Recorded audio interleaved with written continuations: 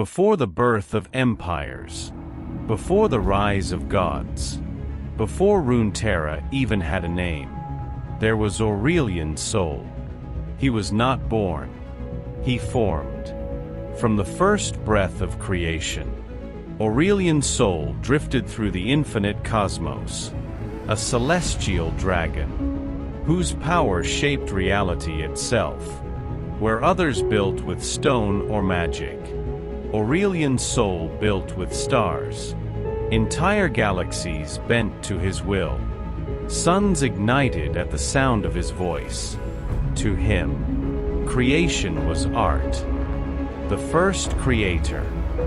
Each star was a masterpiece, forged with precision, beauty, and pride. The universe was his canvas, and Aurelion Sol was its unrivaled architect. He was alone, but never lonely, for no being could rival his magnificence, and for a time, none dared to try.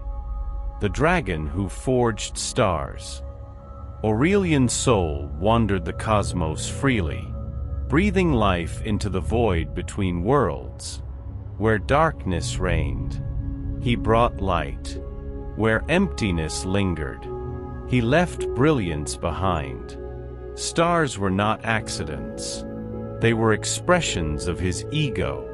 To Aurelion Sol, lesser beings were fleeting sparks, insignificant, temporary, and beneath his notice.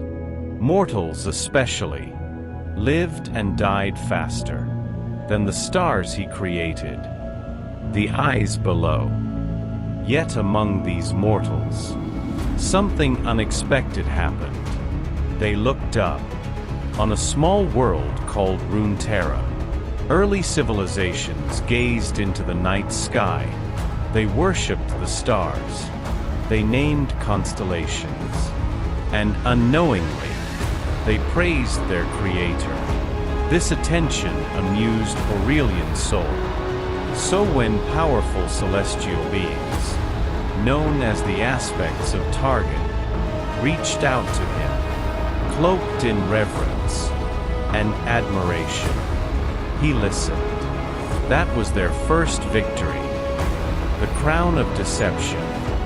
The aspects approached him, not as conquerors, but as devotees. They spoke of his brilliance, his unmatched creativity, his eternal greatness. They offered him a gift, a crown, forged from celestial magic, said to amplify his power and allow him to shape reality even more freely. Flattered and curious, Aurelion Sol accepted. The moment the crown touched his brow, everything changed. It was a lie. The crown was a shackle, a god enslaved. In an instant, the aspects bound his will. The being who once shaped galaxies now felt chains tighten around his mind.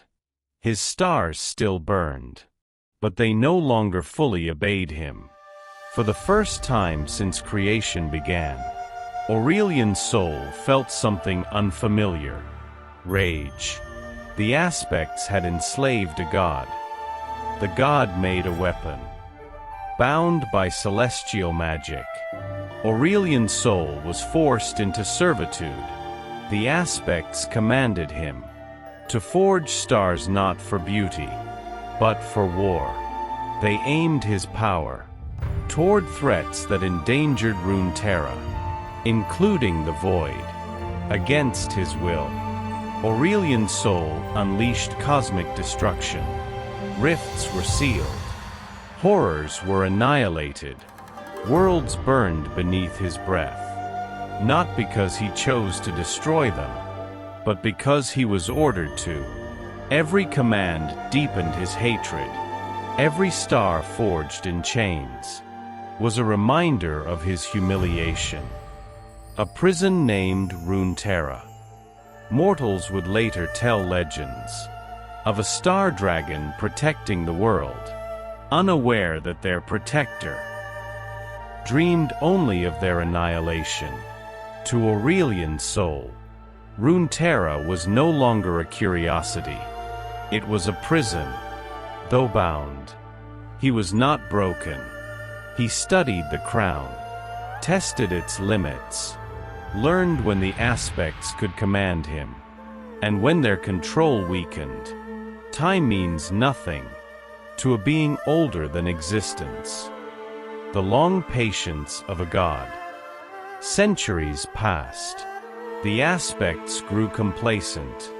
Their vigilance faded, and Aurelion Sol felt the chains slacken. Just enough. Not enough to escape, but enough to plan.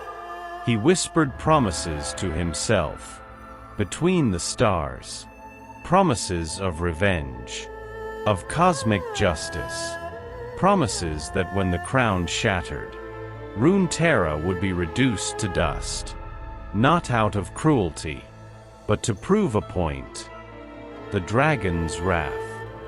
Aurelion Sol does not hate mortals because they are weak.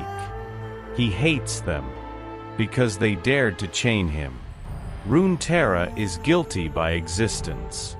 Its mountains, its oceans, its civilizations, all thriving beneath stars he created. Stars that were turned into weapons, against his will. When the crown breaks, he will not simply destroy the world, he will unmake it. The arrogance of a creator.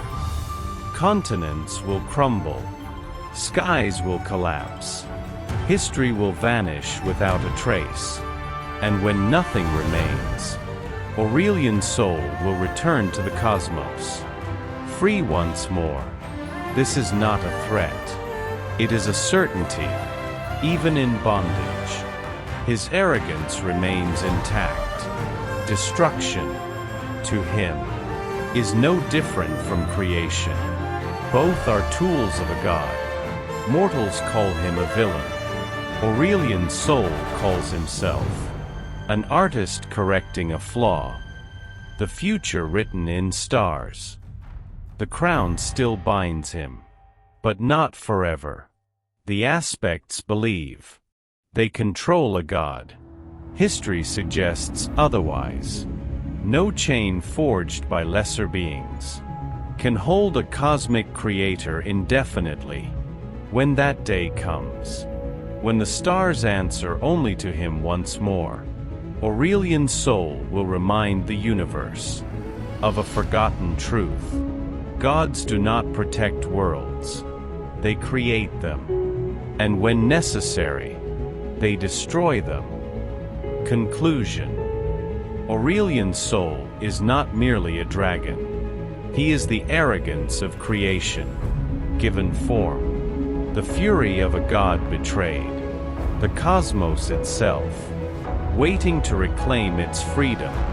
And when the crown finally breaks, Runeterra will learn what it truly means to live beneath borrowed stars.